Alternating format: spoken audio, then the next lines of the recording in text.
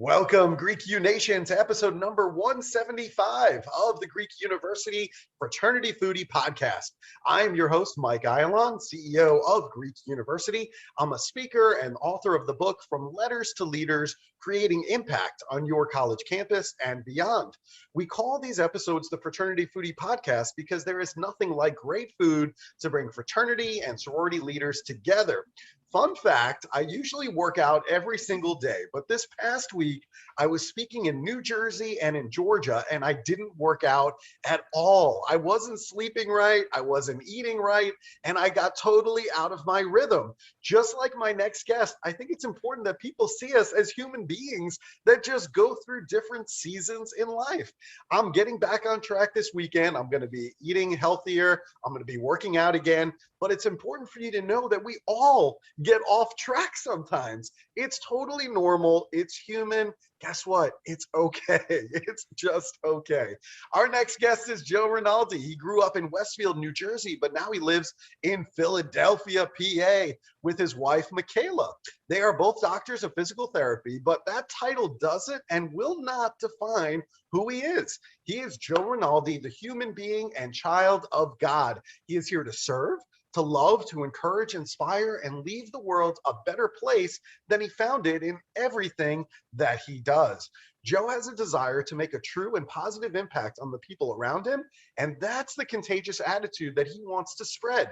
To put things in perspective and give more context, I have to tell you one more thing about Joe. He is grateful to be going blind. What he has lost in sight, he has gained in vision. What a profound statement. And welcome to the show, Joe. Mike, thank you so much for that wonderful introduction and for having me on. I'm so excited to be here. Oh man, I'm pumped that you're going to be here as well. We have some common friends and your story is just amazing. So I know for sure that our Gen Z student listeners have to hear your message. I mean, it is so important. Now let's go all the way back to age 10. For you, Joe. You woke up one day and you couldn't see anything out of your right eye. You discovered that you had Best disease. What is that, and how are you grateful that you're going blind? Yeah, so I woke up that one morning and that was the first time I realized that something was wrong, got diagnosed with Best disease. And for anybody listening, Best disease is also known as juvenile onset macular dystrophy. And if that made no sense at all, basically the part of my retina that's responsible for central vision is being affected, and I'll sporadically and abruptly lose parts of my central sight. So I'm going blind and there's not much I can do about it. There are treatments that I can get to slow down the progression, but there's no cure. And so that's what I'm dealing with right now. And Best disease for me has been something that has defined a large part of my life. In the past, it's been a very heavy burden, and I truly now see it as a blessing. And it's a long story to get there, and I'm sure we'll pick it apart as we go along here, but it's just something that I'm extremely grateful for. And so currently, for anybody listening, I'm legally blind in my right eye. My left eye is pretty good. And so with both eyes combined, I can drive, I can read, I can write, I can do anything that anybody else can. It just takes me a little bit longer. All right. Well, thank you for letting us know, because I really had no idea until I heard your story. And then I started looking into it. So, I mean, this is really good for me to know. You started your undergraduate experience at Bucknell, and you were a member of the football team there. So, I mean, why was Bucknell the right choice for you? So when I was looking at colleges, I was very particular. I wanted a school that had great academics and also an opportunity to participate in athletics for me. And now I'm not the most athletic person you've ever met, but I'm also not the worst athlete. So I needed a school that was attainable. And to be honest, it was really the people at Bucknell that made it the right fit. When I was there on visits, I knew some people already. They introduced me to some current students. Everybody was so outgoing and friendly, and it just felt like it was home. So Bucknell was the perfect fit. And when I got there, I decided to attempt to walk onto the football team. And by the grace of God, that happened. And so, I played a little bit of football at Bucknell, and unfortunately, that came to a fairly abrupt end when I made a tackle and lost a big chunk of my sight. So I was advised by a few specialists that if I was not going to play in the NFL, which I wasn't, that I should probably give up football. So that's what I did. I think that was a smart decision in hindsight. I mean, you're not going to play in the NFL, but your eyesight and protecting that for as long as you possibly can has to be a priority, right? I mean, that Yes. just has to be. Now, you joined Chi Phi fraternity, and you were also involved as philanthropy chair over there. So, what was special that drew you to the Brothers of Chi Phi? Yeah. So when I was deciding what fraternity I really wanted to be a part of at Bucknell University, there was one component that was really important, and that was I drank all throughout high school, right? It was just the culture of where I grew up. But when I got to college, I realized that it wasn't something I wanted in my life. I'm a very competitive person, and it was never one drink. It was either 0 or it was 20. And so I gave that up. And as I was going throughout the process of getting to know different fraternities, Chi Phi was the one where I felt absolutely welcomed and accepted, and absolutely zero pressure to participate in anything I didn't want to. And so right from the very beginning, I felt like that was going to be home for me. And as I got integrated and became a member of Chi Phi, I was absolutely right. And those guys were just amazing to me. Every time there was alcohol involved, there was always a bottle of apple juice for me to participate with. And it was just a great overall experience. And the philanthropy committee chair was really something special to me. I care a lot about helping other people, and that was just a great way for me to be involved and to do that. So while I was there, we raised just over $15,000 for various organizations that helped so many people, and I'm so grateful for that experience. That's great. And, I love that they were providing the apple juice for you. I think, for social events and things like that, there are other people out there like Joe. And so let's make it a habit to provide the apple juice, the bottled water, maybe some pretzels and some other things for people who maybe are not going to be drinking that night. And we know for sure that if we're inviting sororities to come over, for example, there are going to be people that are sober. I mean, this is going to happen for fraternities and sororities that are looking out for their brothers and sisters. Let's just make it easy. Let's not wait for them to ask us for a bottled water or an apple juice. Let's just put it out, let them have it. And I think that's the right thing to do. So Yeah. there you go. All right. So then you transferred to Rutgers, New Brunswick, and you wanted to complete your exercise science degree. So why the move to Rutgers, New Brunswick? So to make a very long story short, I spent the majority of my sophomore year at Bucknell studying molecular biology and participating in a research study in a lab. So I was running a bunch of tests. I sacrificed a lot of my time and a lot of my social life to do that. And after the entire year was over, we didn't find anything significant. And so I reflected back on that year, realized how much I missed people, missed relationships, and realized that I really wanted to combine my passion for exercise with my desire to help people. And at that moment, physical therapy seemed like the best possible route. Unfortunately, Bucknell didn't have a great or really any exercise science options. So Rutgers was the right move for me, especially since it was close to home.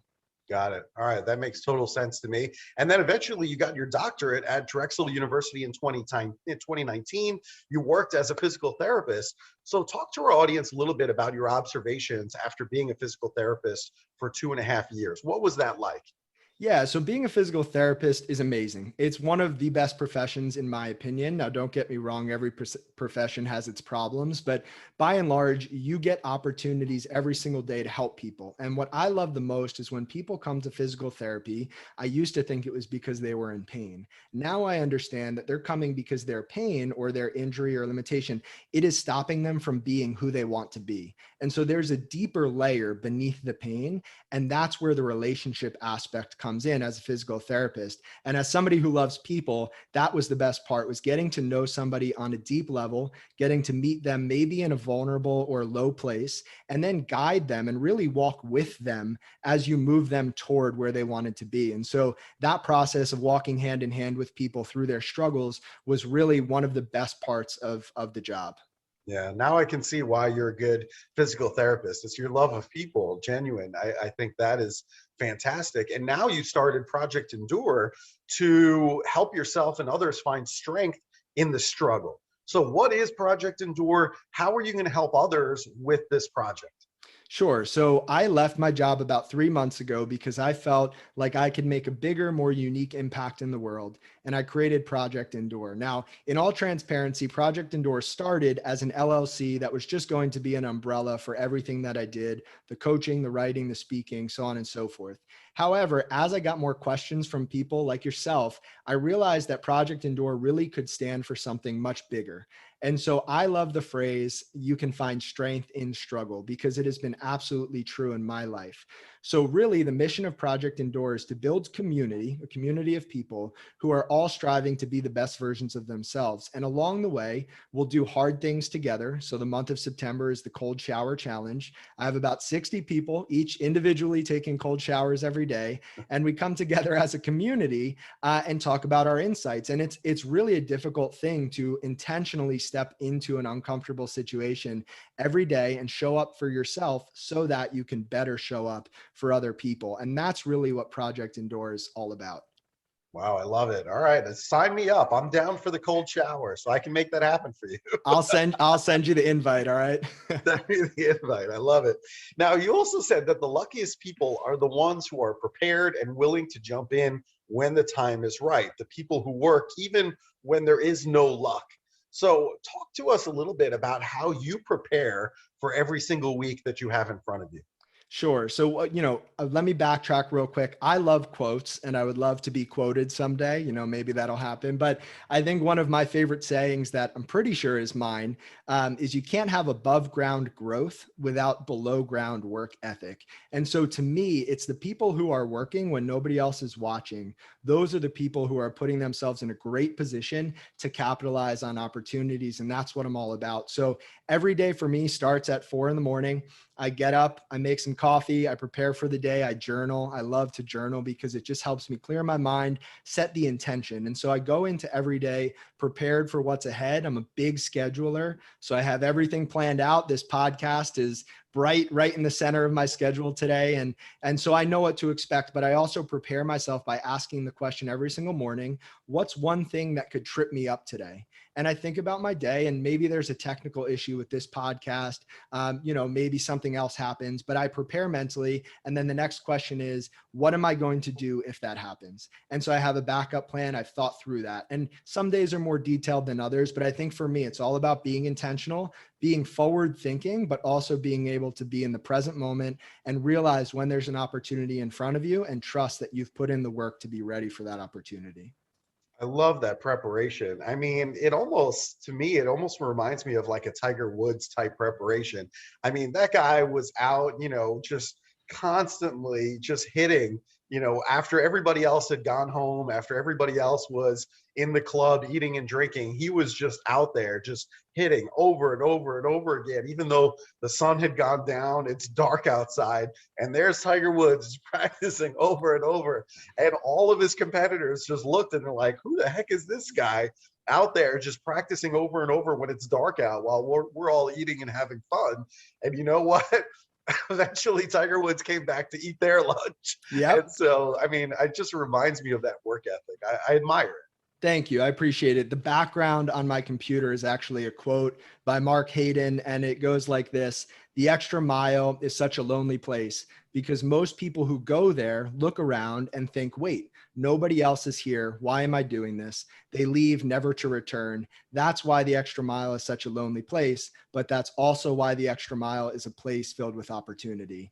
And so it's this trade-off between sacrifice and what you want now. So what you want now, what you want later, and I'm all about that stuff.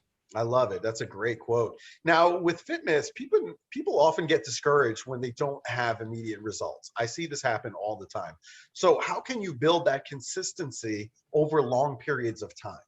Sure. I think the best compliment I've ever received from anybody is that I'm consistent, and I take a lot of pride in that. And so for me, consistency is all about trust. It's about knowing where you want to be, and it's trusting that your consistent action over time is going to take you in that direction. And so I think people get discouraged with consistency because sometimes, quite frankly, consistency is boring. Going to the gym every single day without seeing results for a week or a month, it can be discouraging. It can be frustrating. But if you trust the principles, if you trust the truth that exercise will result in these changes over a long period of time, and you have that driving force and belief, then you can stick with it. And I think for me, one of the best analogies I've ever heard was from Simon Sinek, who's an author and a speaker that I really admire. And he was talking about brushing your teeth. And he said, if you brush your teeth one time a year for 9 hours as hard as you possibly can, your teeth will fall out. But you need to brush your teeth 30 seconds every morning and every night for the entire year, and your teeth will be good, right? It's not about intensity, it's about consistency. And so for me, consistency compounds effort over time. And that's what is really so appealing about it, is the more you act over time, the better and more results you see. Wow. That is really interesting. I had never heard that quote from Simon. Of course, I've seen his TED Talks and things like that. I mean, it's all over the place. But it's a really good idea because, when we talk about even recruitment in fraternities, it's really the consistency. I want you recruiting 365 days a year, not just the first 2 weeks of the semester, because all your teeth are going to fall out and you're not going to have a chapter. So, I really like that quote. It's one that I'm going to remember and I'm going to borrow as well. So I'm learning. See, I mean, our audience thinks that, that somehow I'm teaching them, but the reality is I'm learning every single interview and I'm putting ideas into programs all the time. So I love it. Thank you for sharing that. Of course. And yeah. And 4 years ago, you went on a mini golf date with Michaela, right? How important is she in your daily life and what is her role in your story?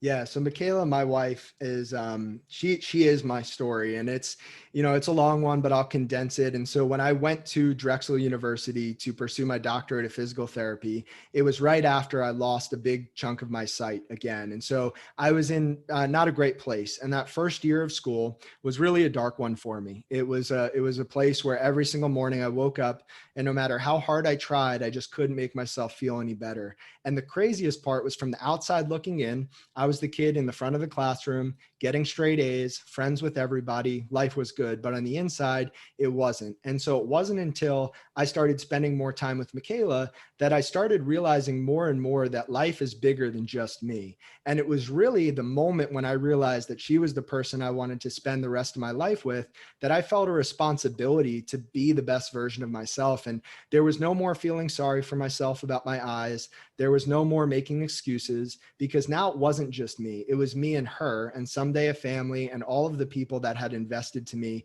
throughout my lifetime. And it was really her and that relationship that made me realize life is so much bigger than me, and everything that I do today is going to impact the people close to me tomorrow, the next day, the next year, for my lifetime. And so everything I do now is very intentional, and it's pulling me and pushing me toward the best version of myself for the people in my life, like Michaela. Yeah, that's beautifully said. And, I will say this, I mean, your priorities, they change over time. And so I think what was important to you and I when we first graduated from college, let's say undergrad, is very different from our priorities today. And there's nothing like a family to really make you realize what your purpose is in life and what's really important. And so, just wait till you and Michaela start having kids. You're going to be like, man, this is totally different. I'm living life for this being that I'm responsible for. That is my purpose in life. And so everything changes. Yeah, I've heard that kids are the absolute best thing in the world and the absolute hardest thing in the world. So I can't wait for that someday. It's so true. I mean, it is the best thing that's going to happen to you, but it is also going to really test you. It is going to test you. It is going to test your relationship. It's going to test everything that you knew up until that point. Oh boy, I can't wait. Get ready. But it is great. I loved every minute of it, and I'm very happy to be a dad. And it's definitely a huge piece of my identity and who I am and why I do what I do. And I talk about that on stage too. So, Yeah. So it means a lot to me. Now, we do love good food here at Fraternity Foodie. And I do get to Philadelphia often because my wife happens to be from that area. So what's your favorite restaurant in Philly that I need to go and check out on my next visit?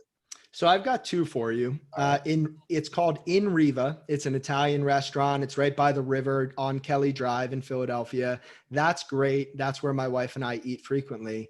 I would say if you're not from the area and you've never had a good Philadelphia cheesesteak, D'Alessandro's is what I would recommend. I think Pat's and Gino's is a little bit overrated. So Yes. D'Alessandro's is what I would go with. I love it. I love it. I love that, you took a left instead of a right to the usual. You went to the left. Everybody's got their own Philly cheesesteak recommendation. I think that's a good one. And you know what? Living in Nashville, I just don't get really good Italian food. Like for me, like Olive Garden is not Italian food. Like I need really genuine Italian food. So I love that recommendation because I just can't get it here locally. And I'm looking for those. Of course. Yeah. If you're ever up in Philadelphia, we'll go together. I love it. I absolutely love it. That sounds fantastic. Now, if our listeners, if they want to bring you in to speak on their campus, or maybe they just want to connect with you, where's the best place for them to go? Yeah, so I would absolutely love to connect with anybody who wants. Instagram is where I'm most active. It's Joe A. Rinaldi. And then my blog is probably the second best place to find out more about me and get in touch. And that's joerinaldi.blog. I love it. Joe, thank you so much for this. This was absolutely amazing. To our listeners, I hope that you enjoyed it. Please like it and share it with other students on campus. And Joe, I got to tell you, man, your story, it's incredible to me. It's inspirational. And I think you have so much to share with college students. I just can't wait to see you on stages all across the country. I think it's absolutely amazing. Mike, thank you so much for this opportunity. It's been such a pleasure. All right, very good. And to our listeners, thank you so much for listening. We hope to see you on another episode of Fraternity Foodie. Thanks so much. Bye for now.